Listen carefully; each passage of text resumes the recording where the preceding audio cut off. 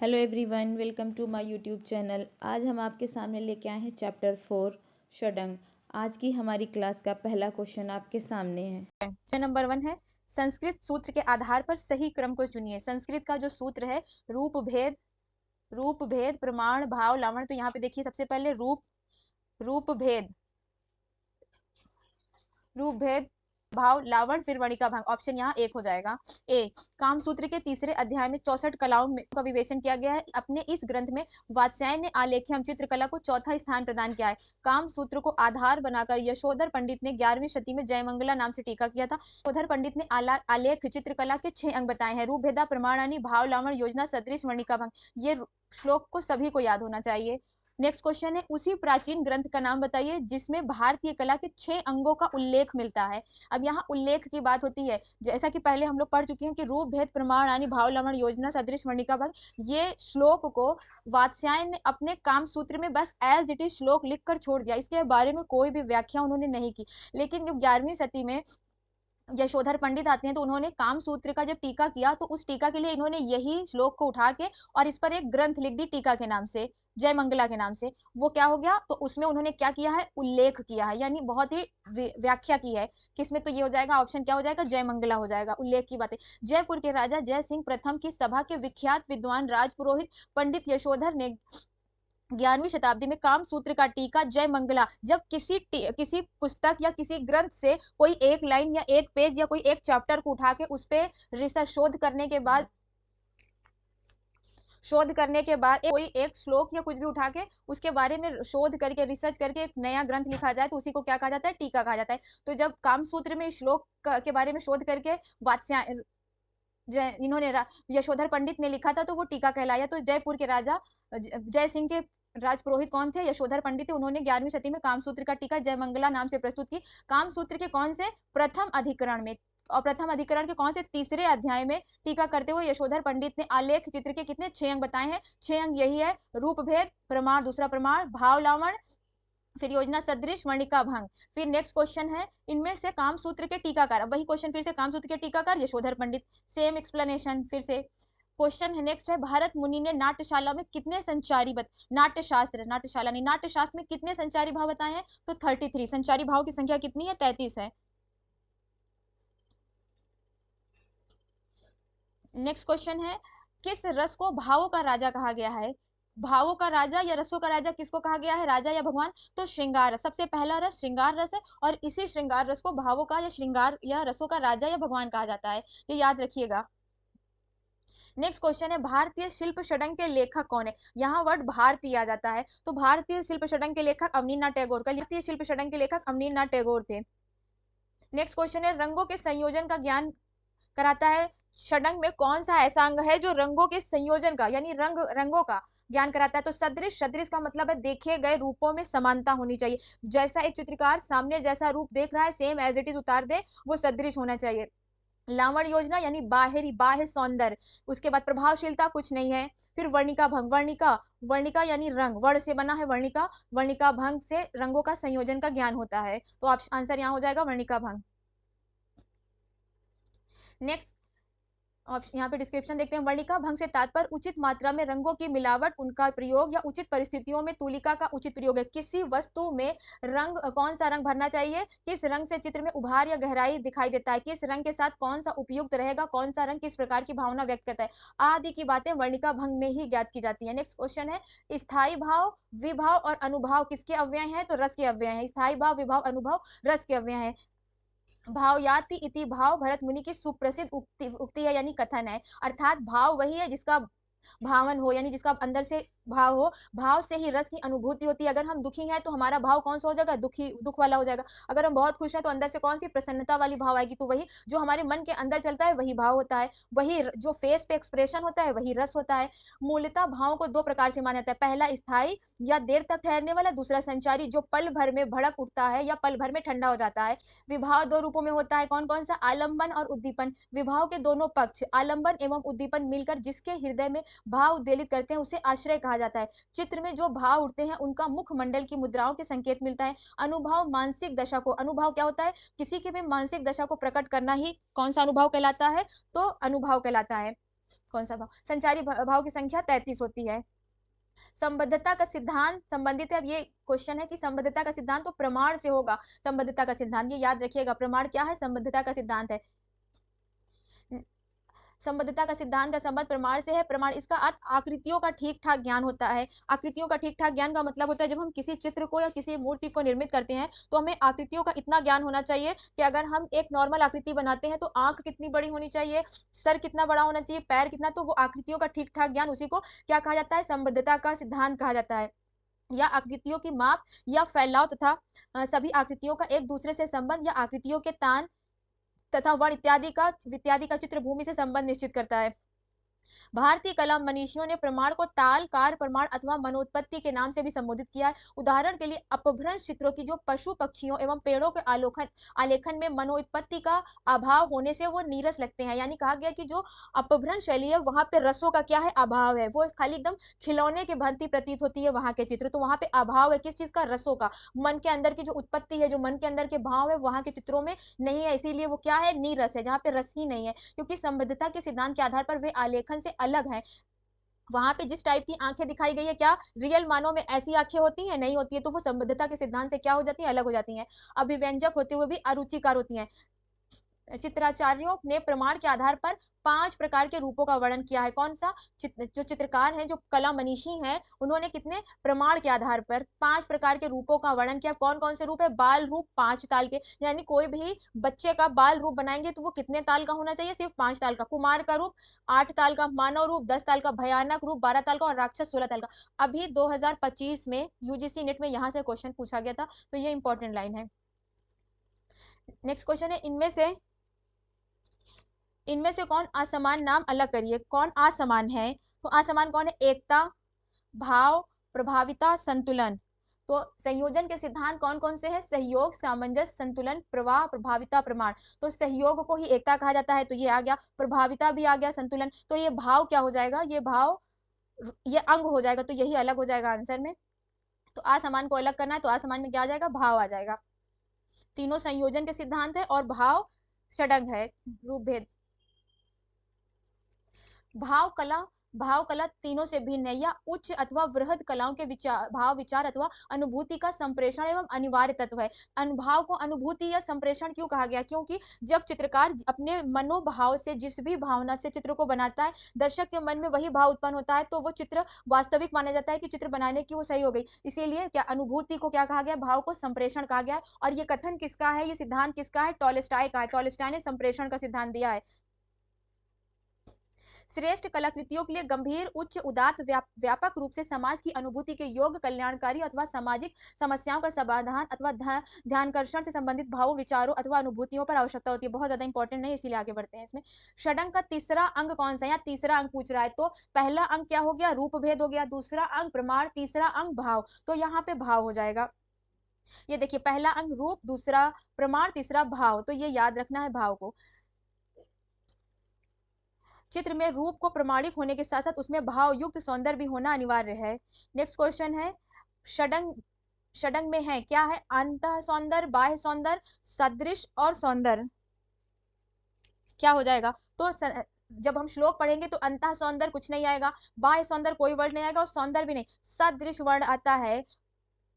ये देखिए, रूप भेद, प्रमाण, भाव, लावण, योजना, सदृश वर्ड आया ना, तो यही पूछ रहा है यहाँ पे, तो ये आंसर इसमें क्या हो जाएगा? सी हो जाएगा। फिर जय मंगला के लेखक कौन है? जय मंगला के लेखक यशोधर पंडित हैं। जयपुर के राजा जय सिंह प्रथम के विख्यात विद्वान यशोधर पंडित ने 11वीं शती में कामसूत्र का टीका जय मंगला नाम से किया था। कामसूत्र के प्रथम अधिकरण के तीसरे अध्याय का टीका करते हुए यशोधर ने आलेख चित्रकला के 6 अंग बताए। अवनीन्द्रनाथ टैगोर ने षडंग, इंग्लिश में 6 लिम्बस ऑफ पेंटिंग नाम का प्रकाशन 1921 में कराया था ओरिएंटल आर्ट से। ठीक अनुपात, नाप तथा बनावट को कहते हैं तो प्रमाण कहते हैं। ठीक अनुपात, नाप, बनावट को प्रमाण कहते हैं। प्रमाण को अनुपात भी कहा जाता है। इससे तात्पर्य लंबाई चौड़ाई का आपसी संबंध तथा सभी आकृतियों का एक दूसरे से संबंध, चित्र के सभी तत्वों का आपस में संबंध, पारस्परिक संबंध पर आधारित होने के कारण इसे संबद्धता का सिद्धांत कहा जाता है।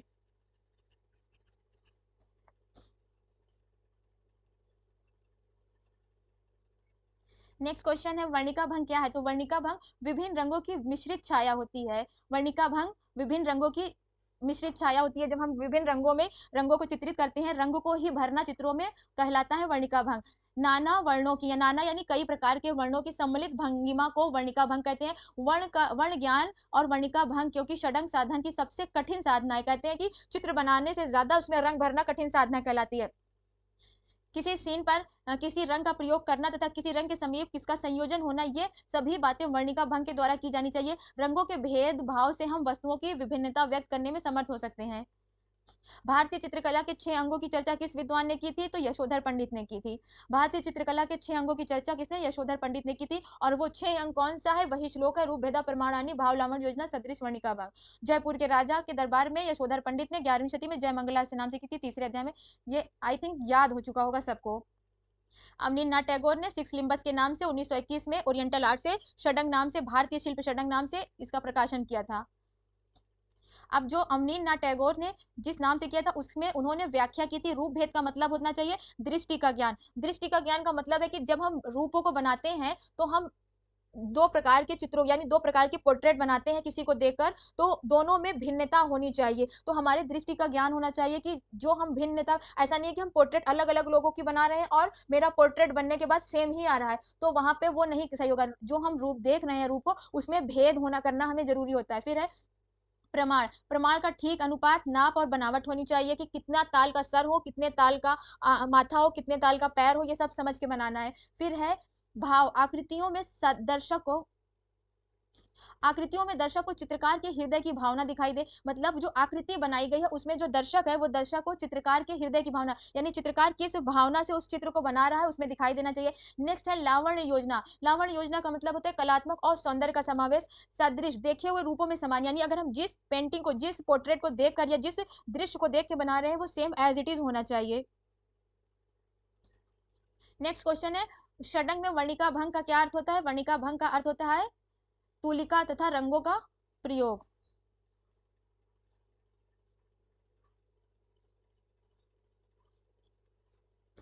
षडंग में वर्णिका भंग का अर्थ होता है तुलिका तथा रंगों का प्रयोग। नाना प्रकार के वर्णों में सम्मिलित भंगिमाओं को वर्णिका भंग कहते हैं।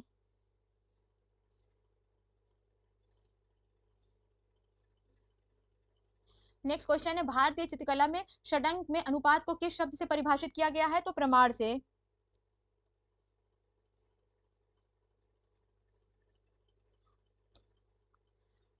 अनुपात को भारतीय चित्रकला में षडंग में अनुपात को प्रमाण से परिभाषित किया गया। किसी भी वस्तु का बाहरी आकार या उसके अवयव को अनुपात ही प्रमाण कहते हैं। प्रमाण वस्तु के गुणों के आकार पर निश्चित किए गए हैं। इसका निर्धारण परंपरा और आचार्यों द्वारा किया जाता है।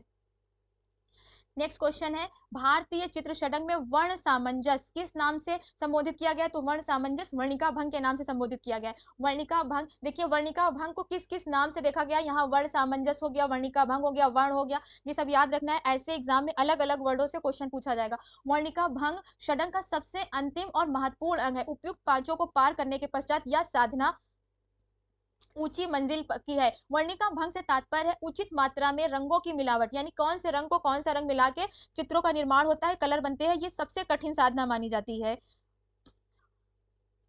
उनका प्रयोग तथा उचित परिस्थितियों में तुलिका का उचित प्रयोग, अतः विभिन्न वर्णों में सम्मिलित उपस्थिति को ही वर्णिका भंग कहा जाता है। वर्णिका भंग षडंग का सबसे कठिन और अंतिम साधना होती है।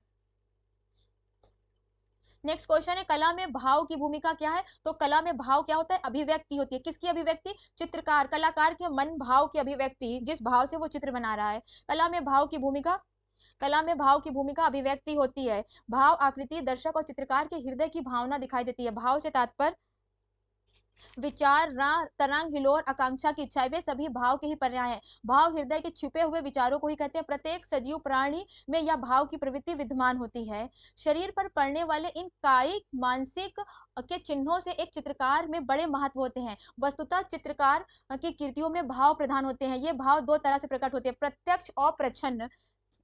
अब प्रत्यक्ष और प्रच्छन्न कैसे कहते किसे हैं? प्रत्यक्ष का मतलब है हम नेत्रों के द्वारा जिसे देखते हैं, ये शारीरिक अथवा कायिक भाव कहलाते हैं, जो हम डायरेक्ट नेत्रों से देखते हैं। और प्रच्छन्न किसे कहते हैं? जिसे हम प्रत्यक्ष रूप से नहीं देख सकते हैं, क्योंकि वे आंतरिक भाव होते हैं तथा हमारी मानसिक क्रियाओं को प्रकट करते हैं। ये याद रखिएगा, इसका अर्थ पूछ सकता है। कायिक, मानसिक, सात्विक का भाव कला में क्या व्यक्त करता है? तो भाव कला में हमेशा अभिव्यक्ति व्यक्त करता है। एक चित्रकार बनाने वाले के मन में क्या अभिव्यक्ति चल रही है, वही भाव होता है। यहाँ पे आंसर दिया है आनंद, आनंद नहीं होगा, गलत होगा, सी होगा, सही कर लीजिए सब लोग बुक में। कला मानवीय भाव की अभिव्यक्ति अथवा प्रकाशन है, किंतु यह हमारी दैनिक अभिव्यक्ति से भिन्न है। दैनिक जीवन में हम किसी निश्चित प्रयोजन से सहज रूप से जो कुछ भी शारीरिक चेष्टाओं अथवा वाणी के द्वारा प्रयुक्त करते हैं, व्यक्त करते हैं, वह साधारण अभिव्यक्ति है, कलात्मक अभिव्यक्ति नहीं, क्योंकि इस अभिव्यक्ति से हमारा लक्ष्य केवल उस उद्देश्य तक पहुंचना होता है जिसके हेतु हम किसी भाव की अभिव्यक्ति करते हैं। किसी भाव को प्रकट करने के अनेक माध्यम और ढंग हो सकते हैं। भाव के तात्पर्य आकृति के भाव भंगिमा से होता है। निर्विकार चित्र में भाव ही प्रथम हलचल प्रदान कर मनोभावानुसार प्रभाव में परिवर्तन लाता है। अब हमें लगता है कि इस तरह के क्वेश्चन जो गलत होते हैं सबके बार बार, वो आप सही कर लेंगे कि भाव में कला क्या व्यक्त करता है, तो हमेशा अभिव्यक्ति, चित्रकार की अभिव्यक्ति। भारतीय चित्रकला में षडंग में वर्णित तत्वों का सही क्रम पूछ रहा है।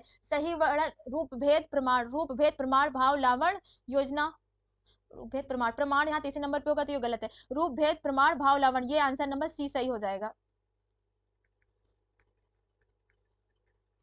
आंसर नंबर सी सही हो जाएगा।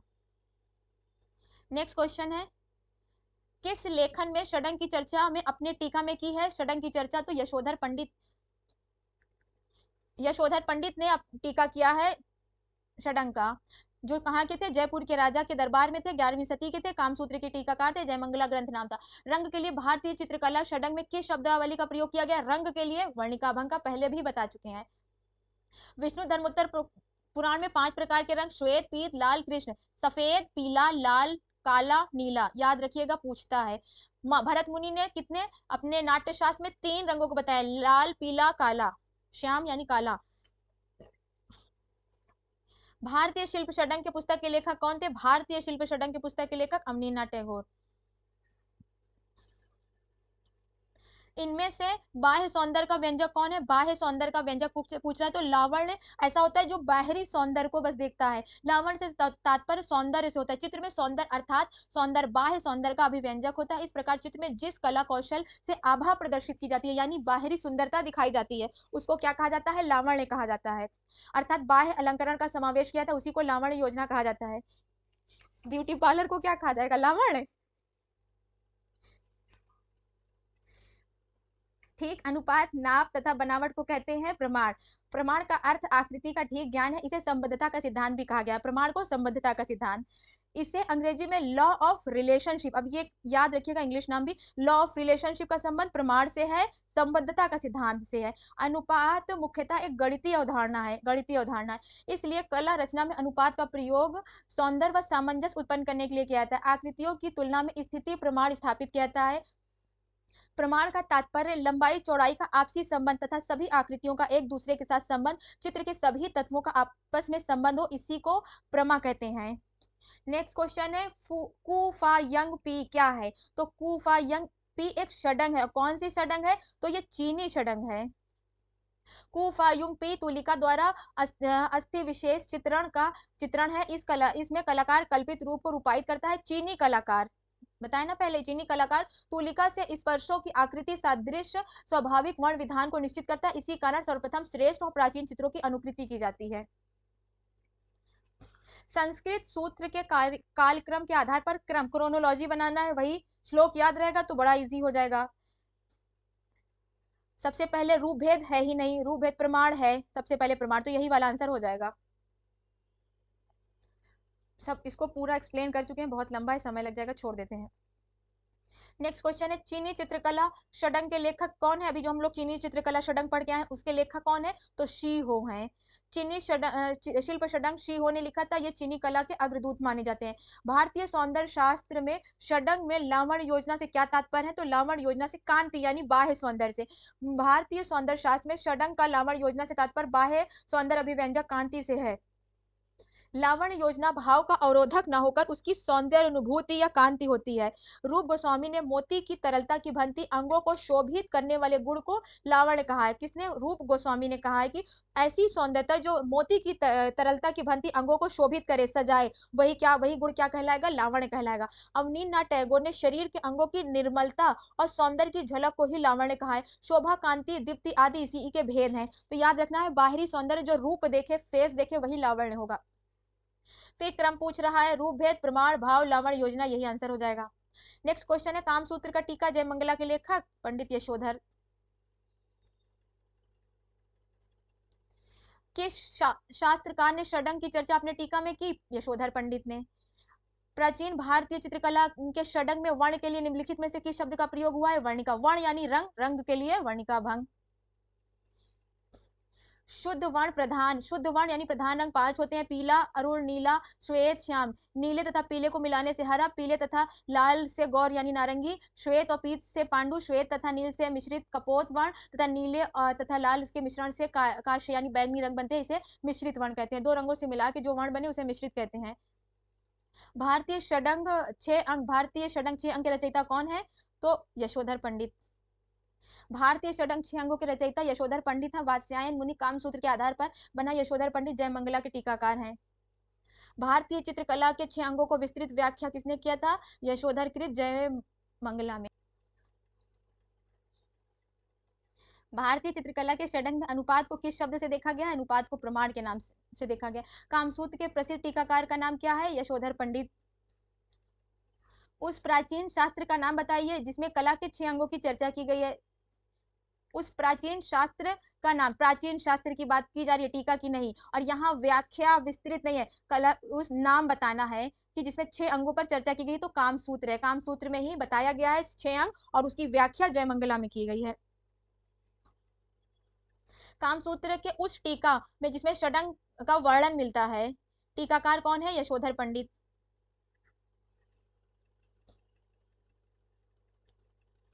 कामसूत्र के रचयिता कौन है? वात्स्यायन। प्रमाण की इकाई कहलाती है, तो प्रमाण की इकाई ताल कहलाती है।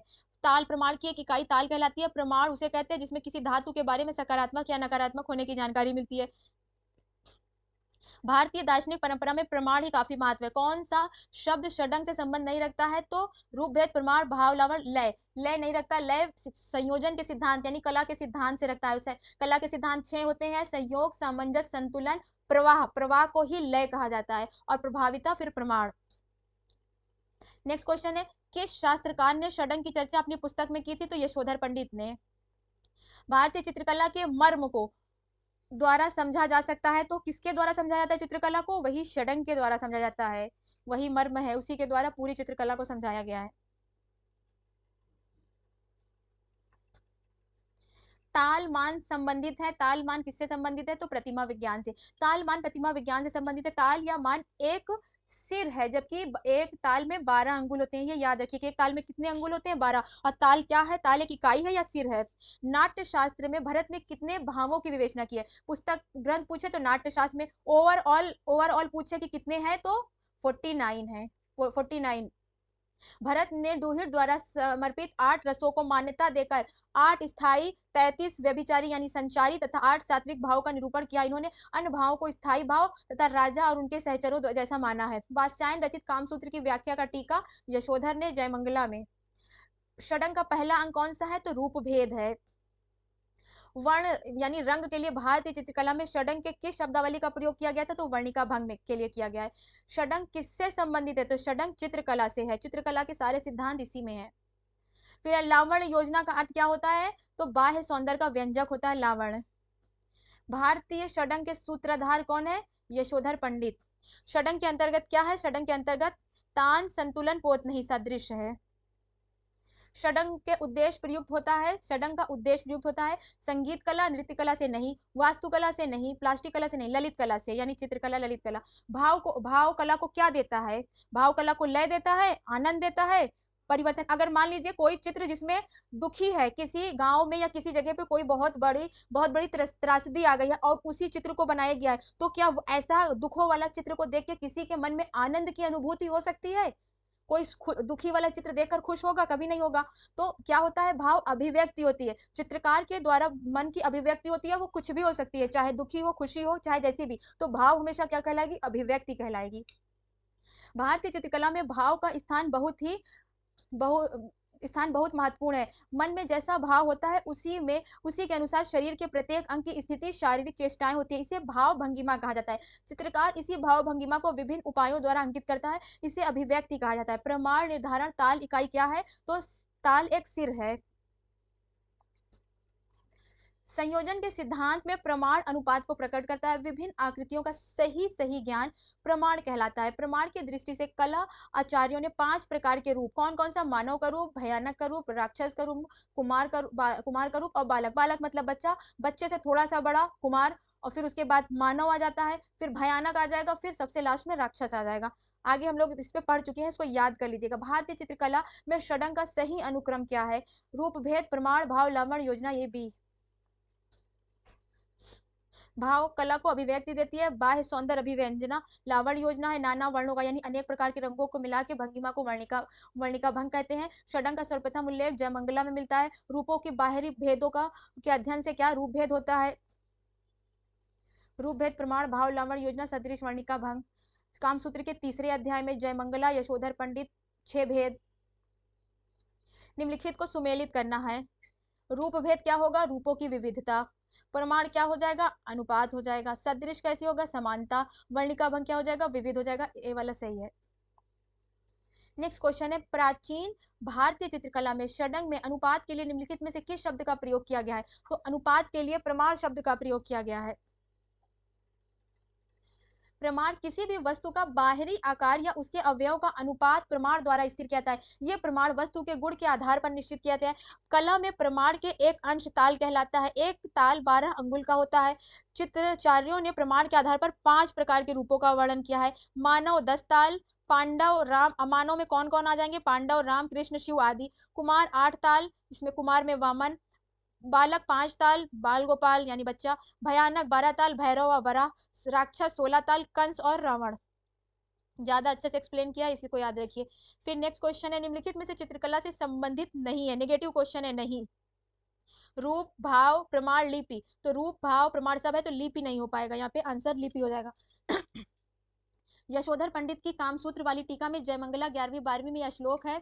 श्लोक में 6 अंग बताए गए हैं। रूप, भेद, दृष्टि का ज्ञान, ठीक, अनुपात, नाप, बनावट, भाव हो जाएगा। आकृति में दर्शक के चित्रकार को हृदय की भावना दिखाई दे। लावण्य कलात्मक तथा सौंदर्य का समावेश। सदृश देखे हुए रूपों की समानता। वर्णिका भंग रंगों तथा तूलिका के प्रयोग की कलात्मक। ये स्रोत कहाँ मिलेगा आपको? भारतीय चित्रकला मूर्ति कला के इतिहास, डॉक्टर रीता प्रताप में पृष्ठ संख्या 45 पे ओपन करके देख लीजिएगा, ये लिखा है।